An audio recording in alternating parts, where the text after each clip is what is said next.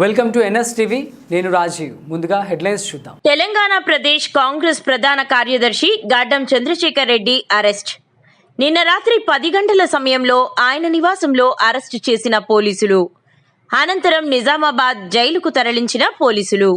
పరారీలో గడ్డం చంద్రశేఖర్ రెడ్డి అన్న గడ్డం సూర్య గాలింపు చర్యలు చేపట్టిన పోలీసులు.